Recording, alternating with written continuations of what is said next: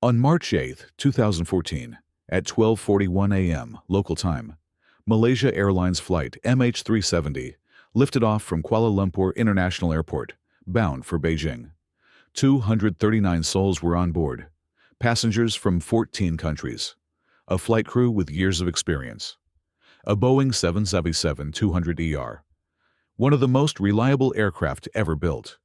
Nothing about this flight suggested it would become the greatest mystery in aviation history. And yet, within hours, it would vanish so completely that even today, more than a decade later, the world is still asking the same question. How does a modern commercial airliner simply disappear? The last normal moments. The takeoff was uneventful. Weather was clear. Aircraft systems were normal. Fuel load was correct for the route. At 1:19 a.m., the cockpit transmitted its final known words to air traffic control. "Good night, Malaysian 370.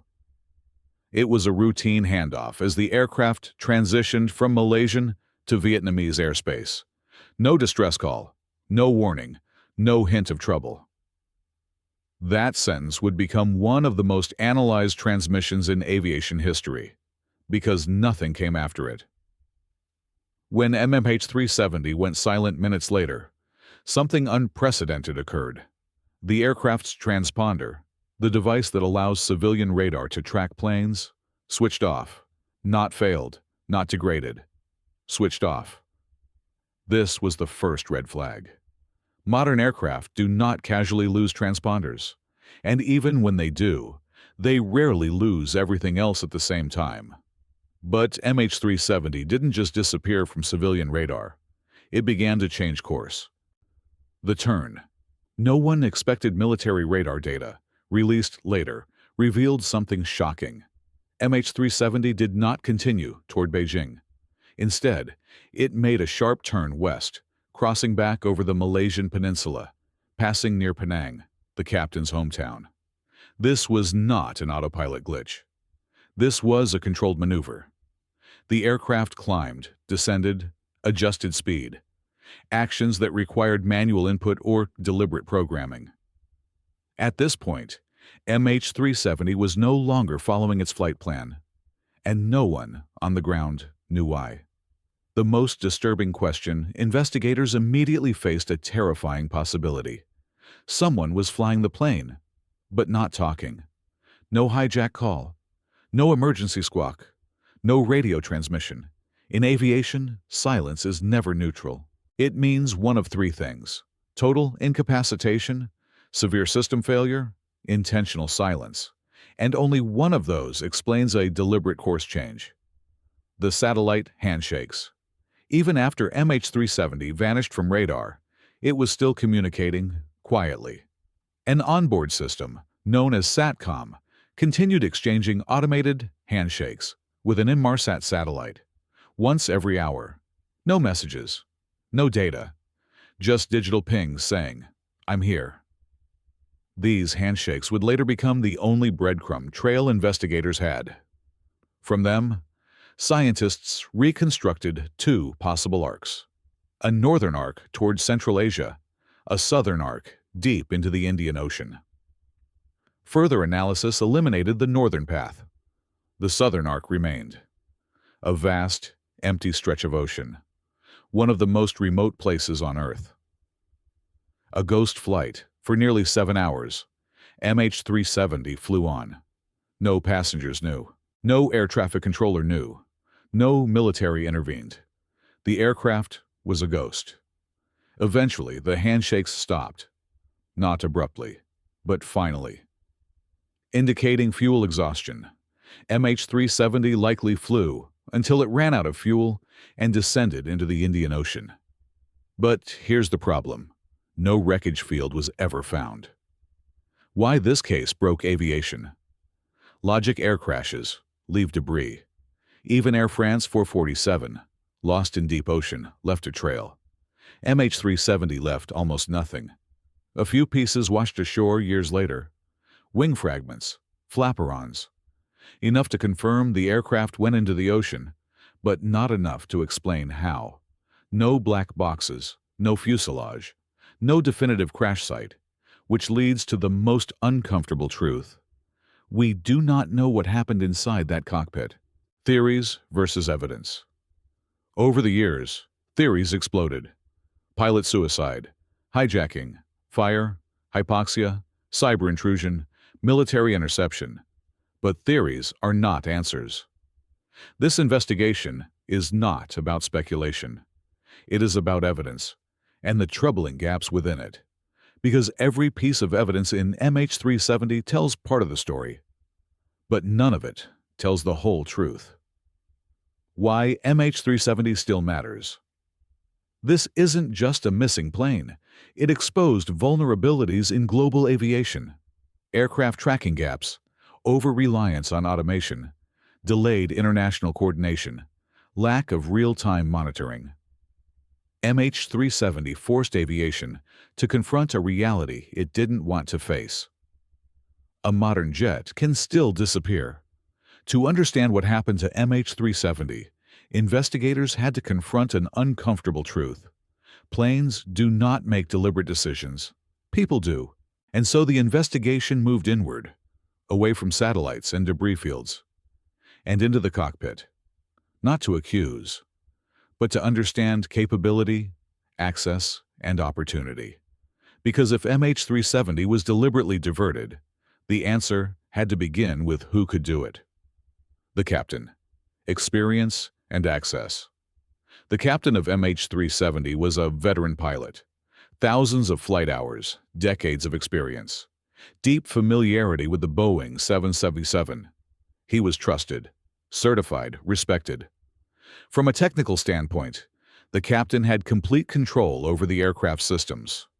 Autopilot programming, flight management computer, transponder settings, communications, electrical buses. If someone wanted to, turn off the transponder, disable ACARS, reprogram the route, maintain controlled flight. The captain had the knowledge to do so without triggering alarms. This is not accusation. This is capability. And investigations must follow capability. The first officer, limited but present. The first officer was younger, less experienced, but fully qualified. Importantly, no evidence places him alone in control. No data suggests he made independent system changes. No communications from him were ever recorded after handoff. In aviation investigations, silence does not equal guilt. But it also does not equal innocence. It means no data. And MH370 is defined by missing data. The most critical detail: system shutdowns. Two systems stopped transmitting early in the flight.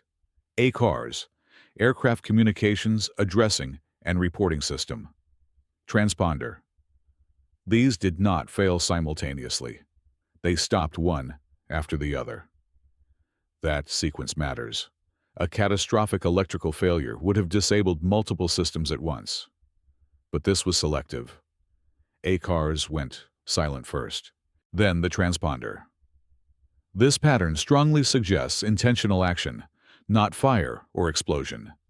Because disabling these systems requires knowing where they are, knowing how to disable them, having time and control to do so, which again points to the cockpit. The course change. Not random, not automatic. The turn back across Malaysia was smooth, controlled, at altitude. No erratic movements, no emergency descent, no loss of control. Military radar showed MH370 navigating between radar coverage zones, staying low enough to avoid detection, but high enough to conserve fuel. This is not accidental flying. This is aviation knowledge being applied. What about hijacking? Investigators explored hijacking thoroughly, but hijackings leave signatures, demands, communications, destination changes toward populated areas, claims of responsibility. MH370 showed none of these. No one took credit. No message was sent. No negotiation occurred. And critically, why silence? Silence serves only one purpose: to delay discovery. That is not the goal of traditional hijacking. The hypoxia theory.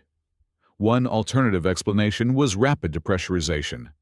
Hypoxia can incapacitate crew and passengers within minutes.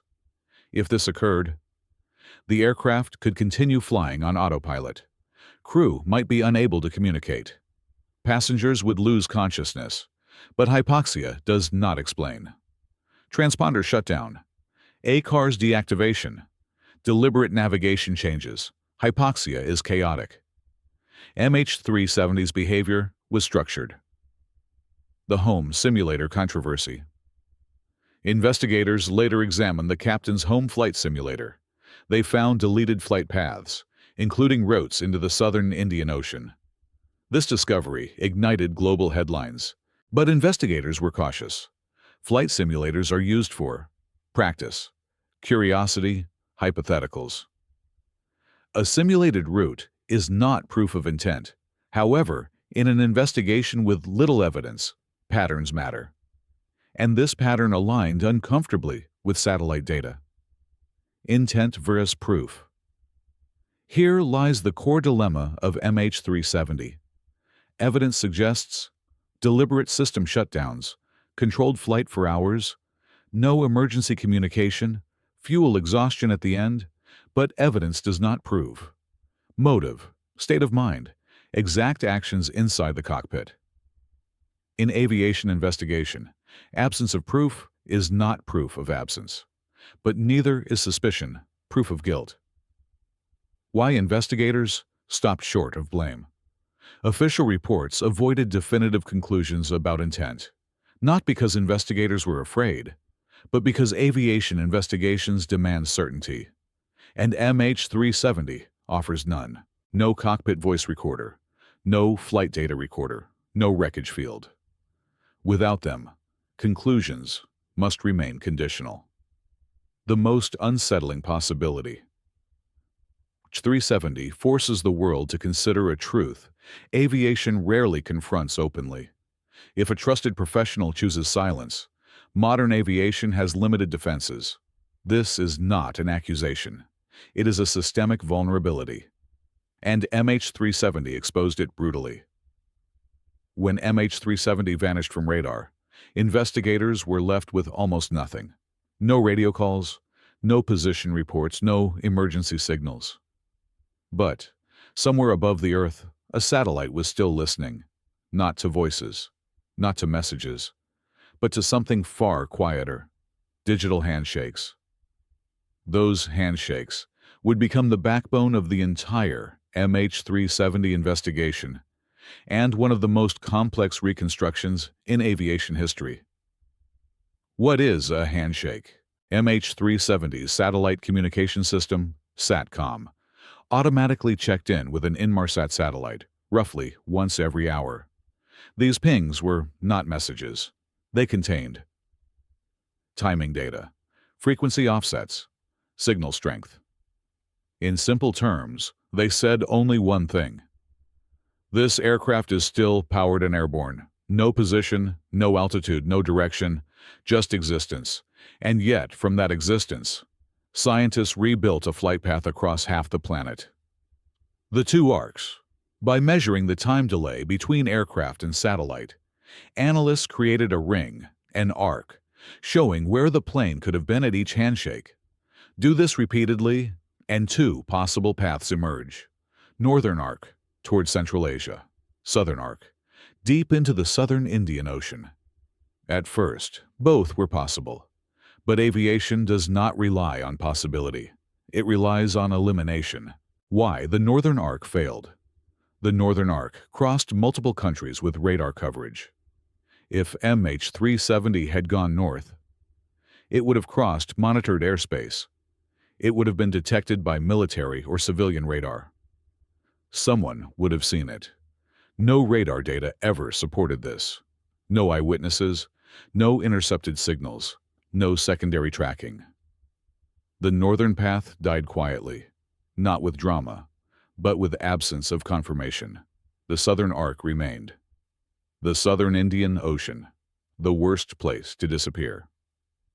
The southern Indian Ocean is vast, hostile and empty. Some areas have waves over 10 meters, are deeper than Mount Everest is tall, are rarely crossed by ships or aircraft. If MH370 went there, recovery would be nearly impossible, and that's exactly where the data pointed. Doppler shift, the key detail. The most controversial evidence came from Doppler shift, a change in signal frequency caused by motion. By analyzing how the handshake frequency changed, investigators inferred speed changes, direction trends. The data suggested MH370 was moving south, maintained steady cruise. Later, descended rapidly. This was not random drifting. It was controlled flight until the end. The final handshakes. The last 2 pings were different. They showed signs consistent with fuel exhaustion, engine flameout, rapid descent. This matched aviation physics. When fuel runs out, engines stop, electrical power degrades, autopilot disconnects, aircraft descends uncontrolled, but uncontrolled does not mean chaotic. A heavy jet can remain airborne for minutes, sometimes longer, after flameout, which means MH370 did not simply fall. It flew its last minutes. Where did it hit the water? Here lies the most painful uncertainty. Satellite data narrowed the crash zone to a long arc, not a point. Hundreds of kilometers long. Search teams scoured. Seafloor, sonar maps. Debris drift models, they found fragments years later, washed ashore in Africa and island chains. These confirmed one thing only. MH370 ended in the Indian Ocean. But not where. Why the search failed. The search for MH370 was the largest in aviation history. It failed because the search area was enormous. Ocean depth exceeded technology limits. Terrain was mountainous underwater. Data uncertainty compounded distance. This was not incompetence. It was physics. Scientists still disagree. Even today, experts argue over exact descent profile, impact angle, whether the aircraft glided or spiraled, how debris drifted. Different models produce different endpoints. And without black boxes, models remain models. The hardest truth. Satellite data tells us where MH370 likely went. It does not tell us who was conscious, what was said, what decisions were made, whether anyone knew the end was coming. The data is cold. Human stories are missing. Why this data changed aviation forever. After MH370, the industry faced an undeniable fact. Knowing a plane exists is not enough. Now, aircraft tracking is more continuous. Satellite-based ADS-B is expanding. Airlines share data more aggressively. Regulators demand accountability beyond radar. MH370 forced aviation into the satellite age, whether it was ready or not. By the time investigators accepted the southern Indian Ocean as MH370's likely destination, one reality had become unavoidable. Evidence existed, but it was incomplete. And when evidence is incomplete, theories multiply. Segment 4 is not about choosing a narrative. It is about testing each theory against what is provable, what is plausible, and what fails under scrutiny. Because MH370 is not unsolved due to a lack of ideas. It is unsolved because every idea collides with missing data. Theory 1. Pilot intent, the most controversial possibility. This theory suggests MH370 was deliberately diverted and flown until fuel exhaustion. What supports it? Manual transponder shutdown, ACARs disabled separately, controlled turnbacks and altitude changes, long, steady flight toward a remote ocean region, home simulator routes resembling the southern arc. What weakens it? No motive established, no message, note, or confession, no distress signal or goodbye transmission. Psychological evaluations found no conclusive red flags. Aviation investigators are cautious here for a reason. Capability does not equal intent.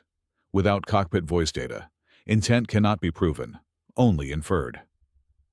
Theory 2. Hypoxia, followed by automation. This theory argues that a sudden loss of cabin pressure incapacitated everyone. The aircraft then flew on autopilot until fuel exhaustion. What supports it? Silence after initial deviation. No passenger phone calls. No emergency communications. Autopilot can fly for hours. What weakens it? Hypoxia does not explain system shutdowns. Does not explain radar-avoiding navigation. No known depressurization evidence. Course changes appear intentional, not default. Hypoxia explains silence, but not precision. Theory 3. Fire or electrical failure. An onboard fire could have disabled communications and forced diversion. What supports it? Electrical systems can fail selectively. Fires can escalate rapidly. Crews may prioritize control over communication.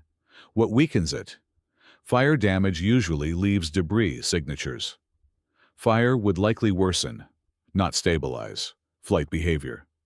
Aircraft flew for hours, not minutes. No emergency descent pattern detected.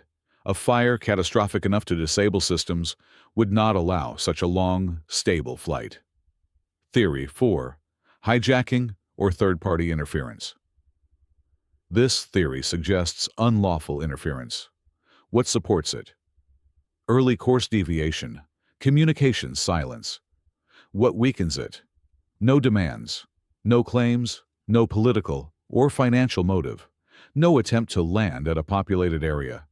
Modern hijackings seek leverage. MH370 sought nothing. That absence is telling. Theory 5. Cyber or remote interference. Occasionally raised, often misunderstood. What supports it? Modern aircraft are highly automated. Systems are digitally interconnected. What weakens it? No verified case of remote aircraft hijacking. Critical systems are isolated by design. No forensic evidence of intrusion. This theory remains speculative and unsupported by current aviation security knowledge. The debris problem. Several aircraft parts washed ashore years later. Most notably, the flaperon, confirmed to be from MH370. This proved the aircraft ended in the ocean. But debris did not reveal. Impact angle. Speed. Whether descent was controlled, debris drift modeling narrowed possibilities, but did not pinpoint a crash site. Debris answered where MH370 ended. Not how. The hardest scientific limitation.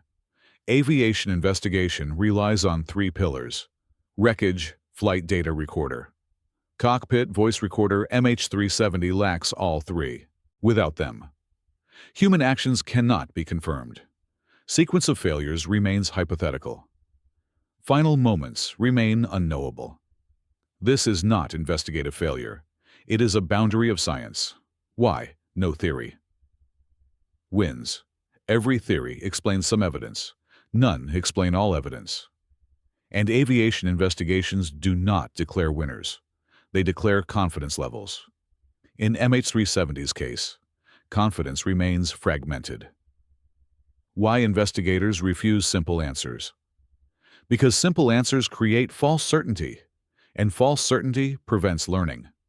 MH370 taught investigators that silence can be intentional or systemic. Automation can mask emergencies. Global tracking gaps are unacceptable. This case forced humility into aviation. MH370 did not end when the search planes turned back. It did not end when ships stopped scanning the seabed. And it did not end when headlines faded. For aviation, and for the families of 239 people, MH370 never truly ended at all. Because some events do not resolve. They reshape. The search that pushed human limits. The hunt for MH370 became the largest and most expensive search in aviation history. Nations cooperated across oceans. Advanced sonar mapped terrain no human had ever seen. Autonomous underwater vehicles scanned depths deeper than Mount Everest is tall. And yet nothing definitive emerged. Not because effort was lacking, but because the Indian Ocean is not forgiving. Underwater mountains, volcanic ridges, unmapped trenches. Technology met its limits. For the first time in the jet age, aviation had to accept an uncomfortable reality. Some places on Earth remain effectively unreachable. Why the search was suspended ending. The search was not a declaration of failure. It was a recognition of diminishing returns. Search zones expanded again and again, each time based on refined models, debris drift studies, and satellite reanalysis, but without new data. Every kilometer searched reduced probability. Costs grew exponentially. Confidence declined. At some point, science had taken investigators as far as it could. The search paused, not because answers were unimportant, but because no new path forward existed. Could the search ever resume? Yes, but only under one condition: new, credible evidence. This could include verified wreckage location data, new satellite interpretations, technological breakthroughs in deep-sea scanning. Without new inputs, restarting would repeat the same uncertainty. MH370 remains searchable, but only if the unknown becomes known. The families left behind for families. Uncertainty is worse than loss. Loss has rituals. Loss has closure. Loss has a place to grieve. MH370 offered none of these. Many families still live between hope and acceptance. Without remains, without answers, without a final narrative. Their demand was never for spectacle. It was for truth. And MH370 denied them that. How MH370 changed aviation systems. While the aircraft was never found, its impact was immediate and permanent. After MH370, global aircraft tracking became a priority. Satellite-based ADS-B expanded rapidly. Airlines committed to more frequent position reporting. Regulators pushed for real-time monitoring standards. Aviation acknowledged a truth it once resisted. Knowing where an aircraft is, only sometimes, is no longer enough. The human factor. Revisited MH370 forced aviation to confront its most sensitive issue, not technology, but trust. Pilots are trusted professionals. That trust remains essential. But MH370 exposed a gap between capability and oversight. The industry responded carefully, not with suspicion, but with safeguards. Because aviation safety depends on balance. Trust without blindness, monitoring without paranoia. MH370 reshaped that balance. What we know and what we don't. We know. MH370 deviated deliberately or decisively. It flew for hours after last contact. It ended in the Indian Ocean. We do not know. Why it turned. What happened inside the cockpit. Whether anyone understood the end was coming. That uncertainty is permanent, unless evidence surfaces. Why MH370 still matters. MH370 is not just about one aircraft. It is about global coordination failures, overconfidence in automation, the illusion of total control. It reminds us that technology can fail quietly, and when it does, absence becomes the loudest signal of all. The final truth. MH370 did not disappear because aviation was careless. It disappeared because the world believed it was impossible for a modern aircraft to vanish. MH370 proved that belief wrong, and in doing so, it changed aviation forever.